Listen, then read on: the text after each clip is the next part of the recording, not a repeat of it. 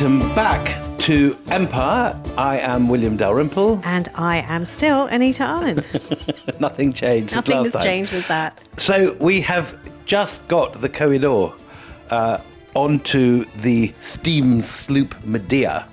And this cursed diamond is crossing the waves at speed towards Great Britain and Queen Victoria. But you won't be surprised to hear that it is not an easy voyage. No, it really isn't an easy voyage, because just days into this voyage, and we're talking now, just to remind you of dates here, this is April 1850.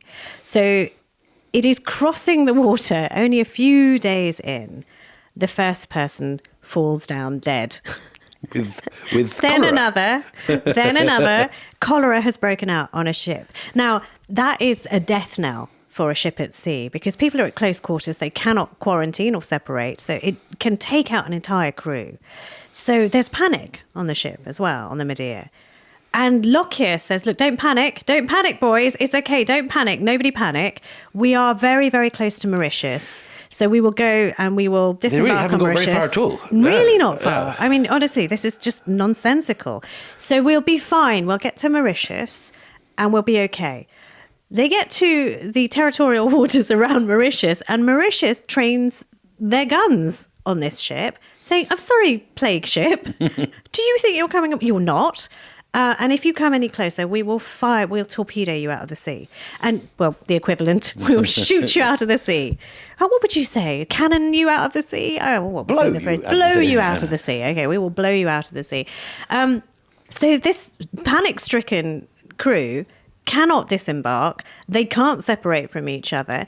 All Mauritius will do is send them a modicum of water, fresh water, a little bit of medicine, not very much, and a few provisions. And poor old Lockyer has to say, okay, boys, onwards. It's okay. Don't panic. We're going to make this. We are made of stern stuff. We're going to be fine. And they're still dropping like flies at this point? Well, I mean, one presumes so. We don't have detailed medical accounts from this, apart from the references to cholera in the first few days of the outbreak and the Mauritians' reaction to it. But then Lockyer says, right, well, we're going to go on. It's going to be fine. It's going to be fine. It's going to be fine. They sail into one of the worst typhoons in a decade, which almost breaks, they say, the mainsail. So, you know, this poor ship is battered, buffeted. Everyone thinks, first of all, they're going to die of cholera. Then they think they're going to drown at sea. And it carries on and it limps on and it limps on. And it finally, this beleaguered ship reaches British territorial waters. And the sailors must have been like, oh, thank goodness, never thought this would happen. And the first of the Koh-i-Noor's malign acts begins to unfold on British soil. Well, isn't it odd? Because it just enters British territorial waters, and the first of a number of unfortunate incidents takes place. So Robert Peel, who's a former Prime Minister of Great Britain, and who is also a favourite of Queen Victoria because he's so very kind to Prince Albert. I mean, he's one of their chief allies when Albert's not very popular in the court. It is Peel who paves the way to make him acceptable in the British court. Peel is an experienced horseman. He is out riding on Constitution Hill and he is thrown by his horse, which is weird and unfortunate. But the horse then trips over Peel and falls on Peel, and kills him, which is just bizarre. And this is the day that the ship has entered British territorial waters. As if that is not odd enough. So anyway, the ship unloads its precious cargo, and it's only then that the crew find out what is on board the ship, and they must go, oh my, that's what it was. This damn stone was trying to drag us all to hell. A fast rider with members of the East India Company as retinue do a ride to London. They've got to get the stone to present it to Queen Victoria. As it's getting closer, it's like just a day out from reaching Queen Victoria, and she's attacked by a lunatic in the crowd, a man called Robert Francis Pate, while she's visiting her uncle in London, leaps out of the crowd and hits her over the head. It's sort of deemed to be quite a bungled either assassination attempt or the act of a madman, but he slams her over the head with a metal-tipped cane.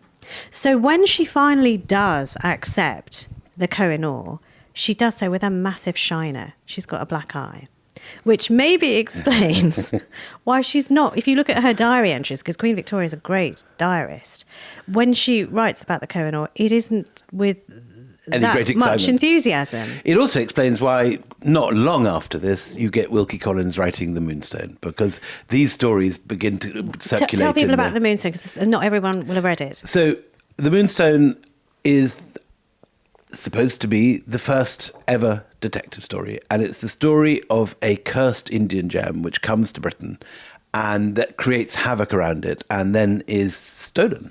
And it turns out that the people who stone it are the stone's original guardians who bring it back to India. And the novel closes with the stone back in the idol in an idol. I mean, it's a very loosely disguised version of the Koh-i-Noor. And so what's fascinating is that this is a trope which then enters European and British and European literature, and we get cursed stones as late as Tintin in the 1950s and 1960s. But the origin of it is not just the Koh-i-Noor itself, but a whole trope in ancient Indian literature where diamonds are considered to be inauspicious, going right back to the Bhagavad Puran. Yeah, so I mean, 10th century. The first episode that we've done on this podcast is filled with all of that mythology. If you want to go back, if you haven't listened to it, but this yet. begins to circulate in the British press, and the British press is on one hand very excited that this symbol of empire and the symbol of the bounty of India, and it's, I think, quite important to sort of think back to that time, because today I think people are very aware that looting, colonial loot in war is a very bad thing. There's been a lot of reporting from Ukraine about the Russians taking stuff from museums in southern Ukraine. There's also been obviously a huge amount of there are movies, there are novels, there's whole libraries written on the Nazi looting of Jewish art treasures during the Second World War. The Italians are obsessed about Napoleon pinching their art treasures and taking them to the Louvre. And one of the things that all this raises is there any moral distinction between the Nazis taking a fantastic Chagall or some extraordinary art treasure from a house in the Warsaw Ghetto in 1940 or 1941, and the British running off with the Koh-i-Noor or the throne of Ranjit Singh or any of the other things that lie around the V&A or the British Museum in the 19th century. And we'll come back to this at the end of this issue, but it's just, I think, worth placing this here, that this is very tricky territory. And while it makes a very jolly narrative, and you and I have greatly enjoyed researching this story and and all the dark incidents that are alleged to be around the stone, some directly connected with the stone, some like the cholera, possibly a completely accidental happening. Nonetheless, this is something which impacts on the British public, and they are very excited about the arrival of the stone, and the stone's great apogee comes shortly after. Well, it does. But just before that, you're absolutely right about this kind of, the swirling mythology of the Koh-i-Noor and its curse is so prevalent at this time, not just among the British people, but the monarch. So Queen Victoria gets really quite nervous about taking possession of this diamond. And there are letters that are going back and forth from Queen Victoria to India. Is it cursed? Is this thing cursed? Is it cursed? Can you please assure me that it's not cursed? And lots of old India hands write letters. I think Richard Burton, for example, the great explorer of the Hejaz and one of the sort of archetypal Raj sort of adventurers, he sends letters to the monarch at this point. And so all these old India hands are sort of brought out of their clubs and dusted down. Off. And can she wear it? Can she wear it? Is it all right? And at one point, Dalhousie gets so frustrated by this nonsense as he sees it. Why is she not grateful? Why am I not? Why am I not Prime Minister yet? I gave her that he actually writes that, if she doesn't want to, give it back to me. I will wear it on speculation. Just give it to me. This is like Frodo and the Ring of Power or something. But also it's around, I think we've forgotten to mention that the potted history of the Koh-i-Noor was actually, for the British, created by a man who was not a historian. Can we talk about Thea Metcalfe? This is the point to which. So when Dalhousie gets his hands on the Koh-i-Noor, he wants to know, like everybody else, not only is there a curse, but what is the story of this gem? And as he knows that the Koh-i-Noor was originally part of the Mughal treasury. I don't think he knows it was part of the Peacock Throne, but he knows that at some point the Mughals possessed it before Nader Shah took it. He writes to a young East India Company official who's very interested in gems, and he knows this guy because he's a friend of his father, called Theo Metcalfe. And Theo Metcalfe is a slight wastrel. He gets into trouble with women, with dogs and horses. He sounds perfect to write a detailed history. Perfect. Well, exactly. He's not necessarily your first choice. And it's he that then goes around because the Red Fort, the Mughal Empire is still going. On very much its last legs, but until 1857, we're now in the 1840s, it's still there. And the Mughal emperor is there, and all his princes are there.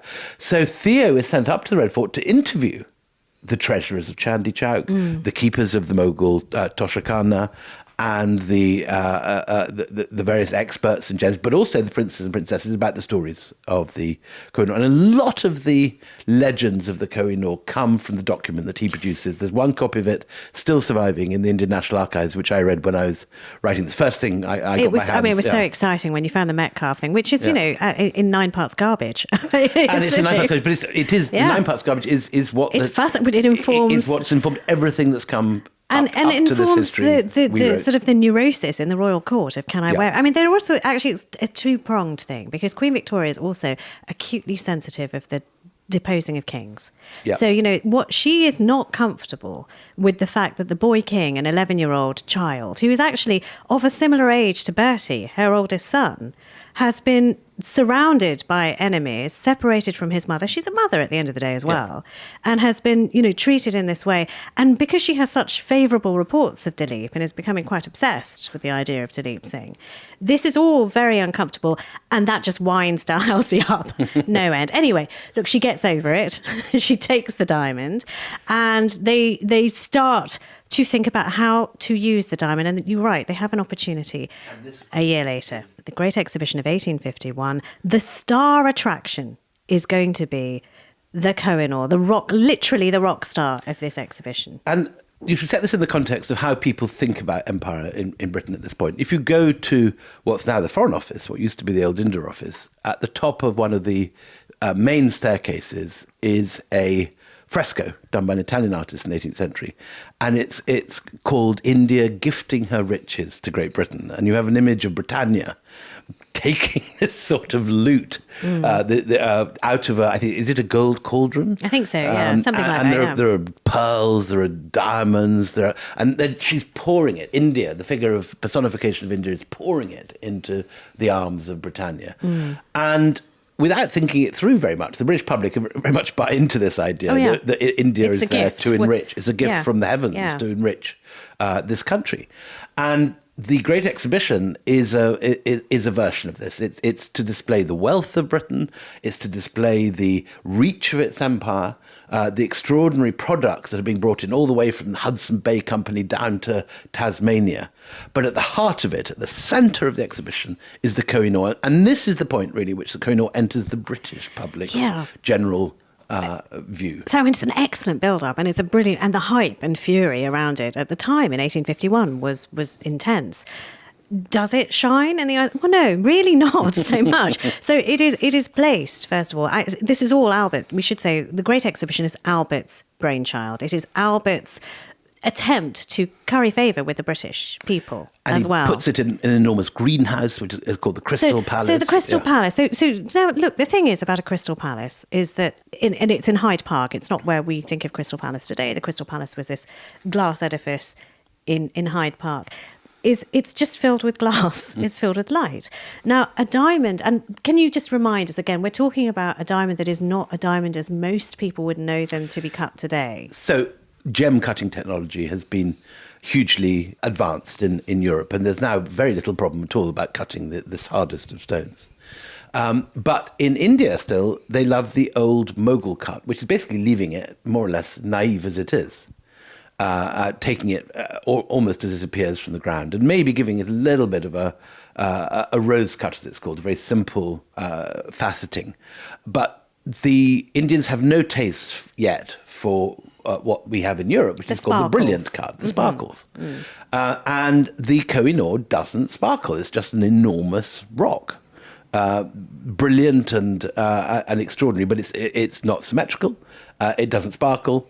And it's not what the Europeans want to see as their rock.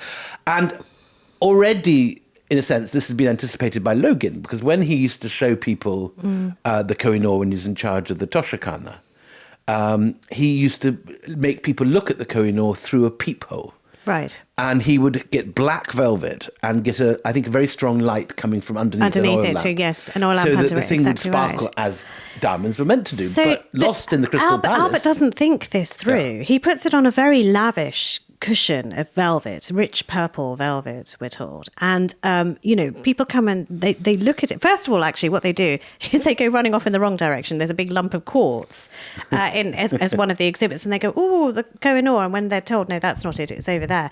In comparison, the Koh-i-Noor is really dull. It's small and it's boring. And not symmetrical. It's got this dome and this tail. Yes, the Arthur's seat analogy, which I always love. I think it's fabulous. Yeah. Or yes, the really expensive tadpole. So people go away and they're very rude about it. So Albert is not happy because this is his reputation is on the line. So first of all, they change out the colours around it. Okay, if not purple, then dark crimson. That's not working. So he starts to put mirrors around it, thinking, okay, that will reflect the light. That doesn't work. First, then it's gas lamps and mirrors, and that doesn't work. Then he realises quite late in the day, and quite astonishingly late in the day, that it's natural light that is defeating all of these gas lamps. So he builds like a wooden shed type thing around it. But creating, inadvertently, Britain's first sauna. Exactly.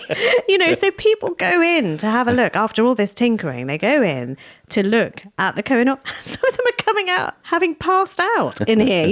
So again, that curse of the Koh-i-Noor, that, looking at it as a dangerous thing becomes embedded. The expectations that are built up, there are queues across London. I think, is it a third of the country? A third of the country will file through those doors of the Crystal Palace. I mean, it's astonishing. Yeah. That's just, even today, that's crazy. And to a man, they look at the diamond and they go, nah. Nah, it's all right. It's not what they've been led to believe. No. So, at the end of the Great Exhibition in October 1851, the diamond is taken back to the Tower in disgrace. But Albert's not going to leave it there. This has been a humiliation for him. So you know what? This errant child, like the errant child who's in India, who has been recut and is being reformed into this British gentleman, Duleep Singh, this diamond too is going to be brought into line. So what Albert does is he goes around and he asks all of his experts. He says, look, can you cut it? And they all go, no. Actually, no. He goes to David Brewster, the father of optics, a physicist in this country. He goes, can we cut it? And he says, no, it's got a fault at its heart. If you try and cut it, this thing is going to disintegrate. Do not cut it. He's advised time and again, do not cut it. But, there's that saying, he who pays the piper. So he starts casting about in Amsterdam, where the best diamond cutters are. And he finds Moses Custer, who's a really renowned diamond cutter. And Moses Custer says, what do you want to do? How much are you paying? Sure, we'll be right over. And he sends his team, his crack team of diamond cutters to England to cut the Koh-i-Noor. And they set up a sort of stall in the Haymarket. It's a workshop. It's a little factory, And it's what's really interesting. This is so interesting. The Koh-i-Noor is so famous that even while they're constructing this sort of shed workshop around it, where they're going to use state-of-the-art diamond cutting tools, like things like a shafer. It's called a scafer. I think I'm saying it badly, but it's a whirring round whetstone that upon which you grind out the facets of a diamond. That's what they're going to use. So they're assembling all of this, and there are people sort of assembled outside as if it's like a hospital bed for an intensive care patient. But if that was exciting enough, wait till you hear. So who is going to do the first cut? They bring in a celebrity. Cut. I mean, not just a celebrity. The celebrity. And if you want to know who that is, you have to wait for the next segment. Come back after the break. Wait, are you gaming? On a Chromebook? Yep. It's got a high-res 120Hz display, plus this killer RGB keyboard. And I can access thousands of games anytime, anywhere. Stop playing. What? Get out of here. Huh? Yeah, I want you to stop playing and get out of here so I can game on that Chromebook. Got it. Discover the ultimate cloud gaming machine, a new kind of Chromebook.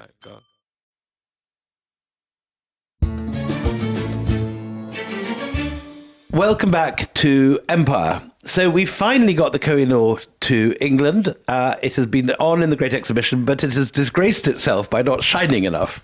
So the state-of-the-art diamond cutters have been summoned from Amsterdam. A workshop has been set up in the Haymarket. And who, Anita, has been called to do the first cut? Well, I feel like there should be a drum roll. Here, live from Fighting Napoleon, it is Old Nosey himself, the Iron Duke. It is no less than Wellington. Wellington, who As is... seen on your £5 notes. As on your £5 note. He is, at this time, is he 80 or 79 at this time? He's an old He's very man. old. He's a very old man with, the gnarled hands of a warrior, sort of like Ginger. His hands are sort of all big, twisted and old. And the diamond cutters are a bit worried by this, so they covered up most naturally. of the Yeah, naturally they are. So what they do is they think, okay, in case of a tremble, this is not going to go well. So they encase the whole thing in lead, apart from one facet, that he is going to ceremoniously grind out that first face. Which he then cuts. And this is more or less the Duke's final act, because he drops down dead shortly after. He never gets to see the finished item. So again, Koh-i-Noor strikes. But can you tell us why? Why is it important? It's important for the crowds who are outside Haymarket. Oh, by the way, it's a hilarious thing that he turns up, ignores all the crowds. He hates crowds, hates people, comes in, does his grinding, says nothing and leaves. But what is it about Wellington's past, Wellington's ties with India, that makes this such an important thing? And he wants to do it. From what we understand, he asked to do it. Correct. So the Duke of Wellington made his name in India. And the Duke's very first command was against Tipu Sultan in 1799. He was responsible for the security after the conquest of Srirangapatnam, Tipu's capital. It's sometimes said in history books that he led the attack on Tipu. In fact, that's not true. There was a guy called Harris and another guy called David Baird. And it's David Baird who famously discovers the body of Tipu, and there's a famous, wonderful picture in the Scottish National Gallery of this event. But Wellington has defeated the Marathas in 1803 in the Maratha War, and he famously says that they were much tougher adversaries than Napoleon. Is it the Battle of Versailles? Battle of Versailles, yeah. Exactly. Was the battle in which the Duke lost the most of his soldiers. He won the battle, but it was almost a Pyrrhic victory because half his troops die in the battle. Anyway, he makes the cut. He then drops down dead, as anyone male associated with the Koh-i-Noor seems to do. But the cut itself is hugely controversial. Massively so, because those people who were telling Prince Albert what he didn't want to hear, that you cannot cut this thing, don't cut it. It's got a flaw. It's got a flaw at its heart. It will go up. I mean, some have warned him that it's like it's carbon at the end of the day. It will go up in ash. Don't do it. And it's so irregular, and it's such a mess that you expect to lose a little bit of your diamond when you cut it. But in the case of the Koh-i-Noor, and I've got the figures in front of me, the cut practically halves the Koh-i-Noor. It goes from 190.3 metric carats to just 93 metric carats.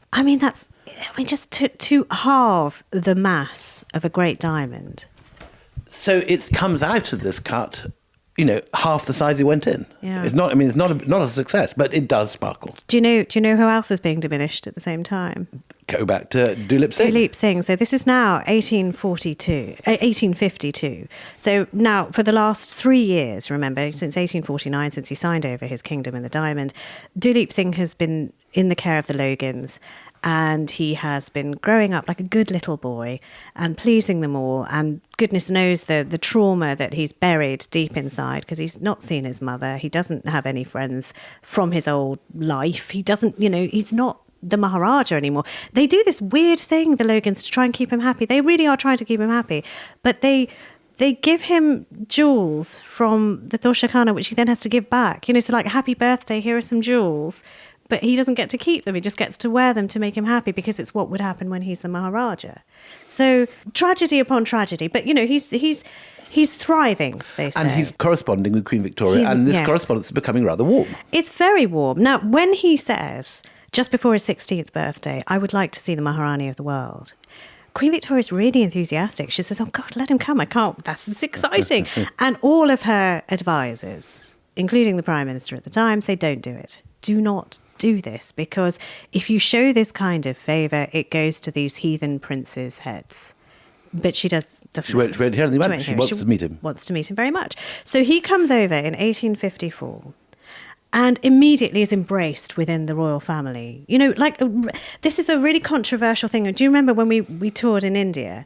And I would say this to an Indian crowd and they would sort of bridle, that I think there was real love there between these two. You know, she was enchanted by him, by his manners and his beauty more than anything. He was really very, very beautiful. By this stage, he's how old? 16, just before his 16th birthday. He turned 16 here. A beautiful in young Britain. man. Yeah. So, you know, just worth almost sort of feline kind of features, you know, very fine featured, narrow face, narrow forehead, very sort of distinguished aquiline nose like his mother, almond shaped eyes, fringed with very thick eyelashes, you know, beautiful deep brown eyes. You can tell why she was enchanted by him. He was a really pretty boy.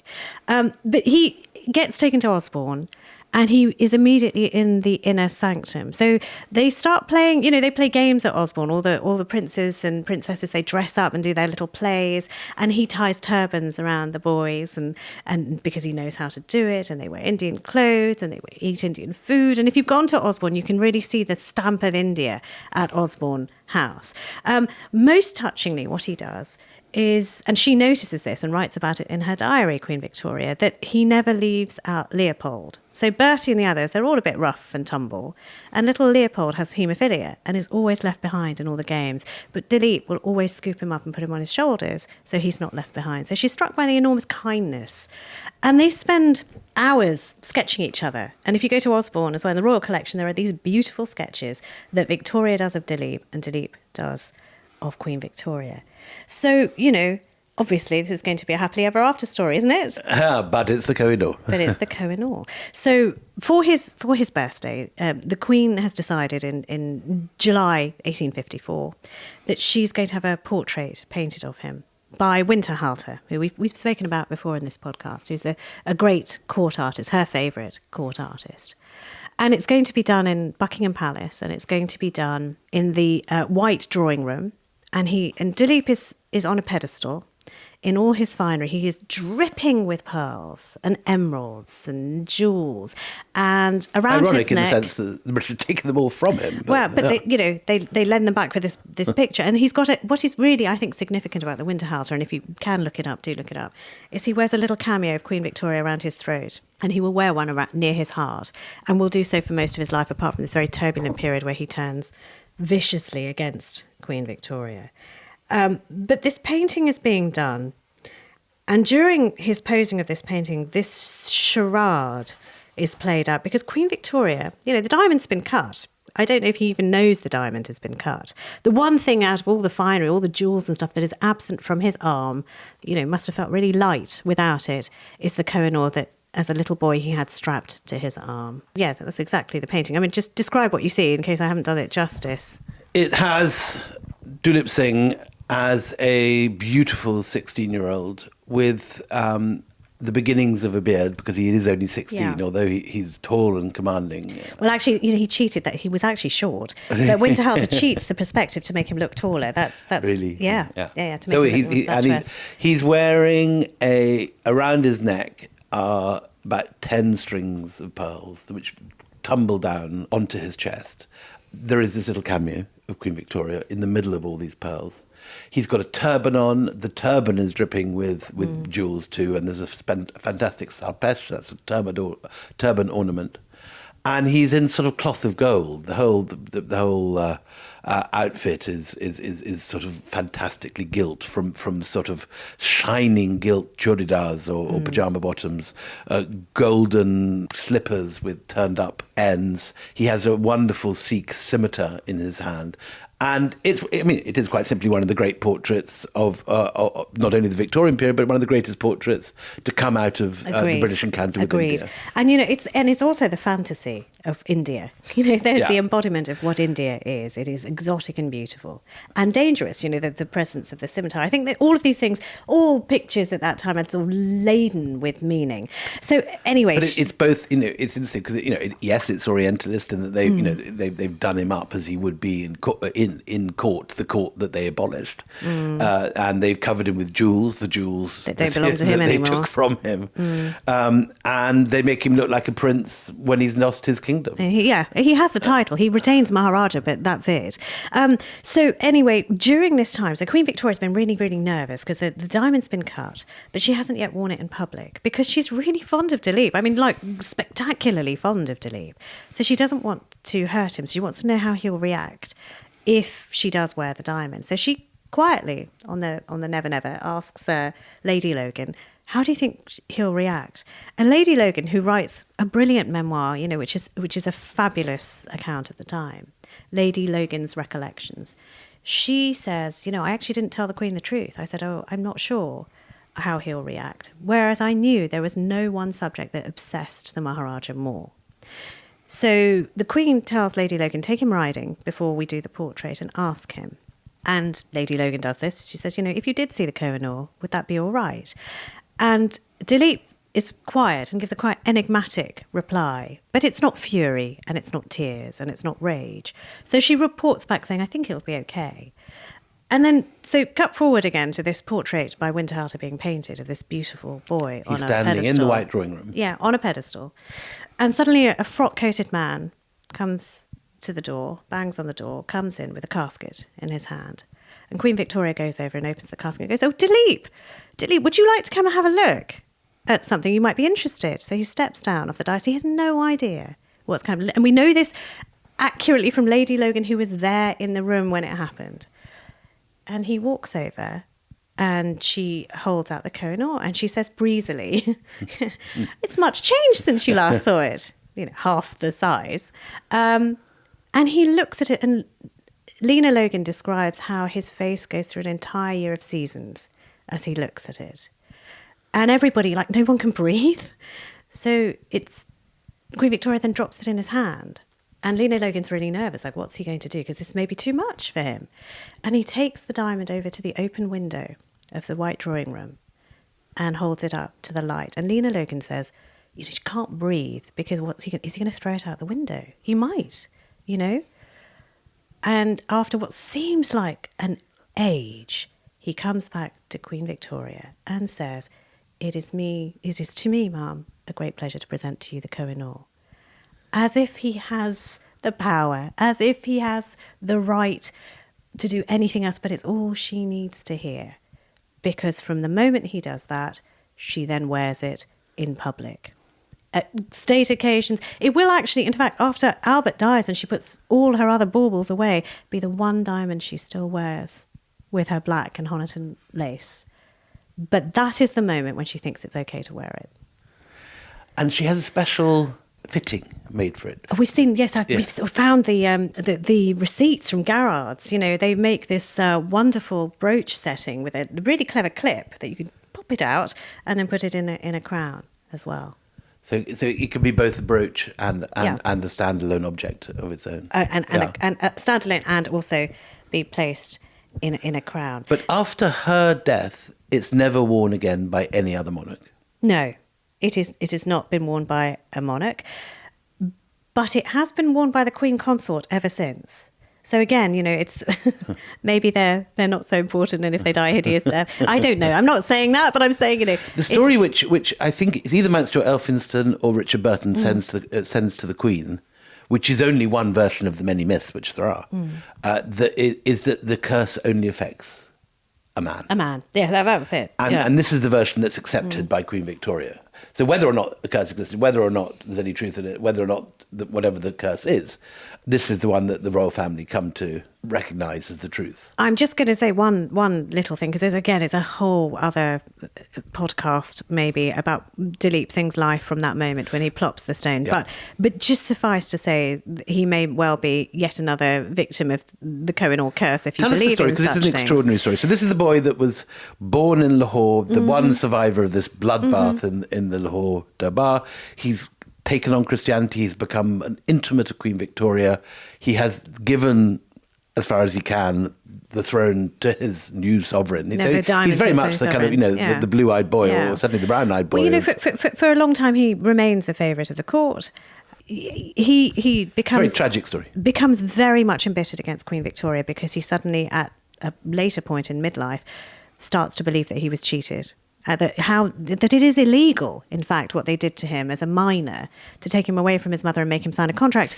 It is now not a contract because he was a minor when he signed it. So he starts to challenge that to the point where he says he's going to get India back, and he becomes an implacable enemy of the British state. He refers to Queen Victoria as Mrs. Fagin, the receiver of stolen goods. He has this idea that he will sail back to India and do a deal with the Tsar, because the Great Game is afoot, and they will together pincer the British out of the north of India, that his Sikhs will rise up on his behalf and the Russians will push over, and together they will squeeze out the British. He doesn't get further than the port of Aden. He's not allowed to go through the Suez Canal. He is arrested with his very young family. His children are arrested. And he then becomes this sort of exile in Europe, where he tries, he's scrabbling around for money. He is broke. He's had to sell his wonderful hall at Elvedon. I mean, he sells all that thinking he's going to, use the money to get back to India. He fritters it away because he is a gambler and, carouser. He dumps his wife and family, which is another story. But everything he does is failed from that point on because British agents are on him like flies. So everything he does, his money is pickpocketed, his papers are denied, the Tsar won't meet him, and he ends up dying alone and broke in a Parisian hotel. It's the most tragic story. Oh, it's unbelievable, So, shall we now talk about the role of the Koh-i-Noor in the present day, William? Because it's, it may be a stone of antiquity, but it really is still this diplomatic grenade, isn't it? I mean, it's a live issue, and things have changed and moved on since we wrote the book. That's absolutely right. When we wrote the book, the Koh-i-Noor had just been placed on the coffin of the Queen Mother, and people were queuing to see her, to pay their final respects. And there was the Koh-i-Noor glinting in Westminster Hall. But no one knew what was going to happen in the future. And now we do, because King Charles III is now on the throne, and Camilla is his queen consort, and that crown will be worn at the coronation. Yeah, I know, and they've said nothing to disabuse the world of this notion that the Koh-i-Noor will still be in the queen consort's crown. I mean, often it is not unusual or unheard of for crowns to be sort of reconfigured, or gems to be prized out and repositioned for every queen who takes over. They have different tastes, they have different desires. So that has happened in the past, but nobody has given anyone an inkling that this is off to Garrard's to be refashioned. So as things stand, it will still be there. And the result in India, William, what do you think? I mean, you're somebody who spends more time in India than I do. So when the Queen died, every single Indian newspaper, every news channel, every documentary in India did something on the Koh-i-Noor, and there is widespread expectation, I think, in India that it will come back. Meanwhile, no one in Britain even realizes that it's an issue. There's simply been no coverage of it, no understanding that this is a major issue. And I think what it shows, above all, is that this diamond, which throughout its entire history has created division, bloodshed, misunderstanding, has lost none of its power. That it's doing it perhaps more than ever on a continental scale now. Yeah. Yeah. And particularly, when you've got somebody who is running India at the moment, for whom this will be a coup, if he can get the diamond to come back. This is a man who wants to right the wrongs, he says, of colonialism. He renames things in India so that they divest themselves of the colonial past. What an impetus for him to put diplomatic and political pressure on Britain to get it back. But I don't think the British establishment is aware of this. And as far as the government is concerned, they're longing for good relations with India and hoping for better trade with India and so on. And at some point, I think, the penny will have to drop, that there are things that India wants back from Britain. You said penny, but the diamond will make a bigger thunk than that. Anyway, wherever it drops, we'll be dropping at the same time next week with another episode of Empire. So that's goodbye from me, Anita Anand. And goodbye from me, William. Oh, you're doing so well. Honestly.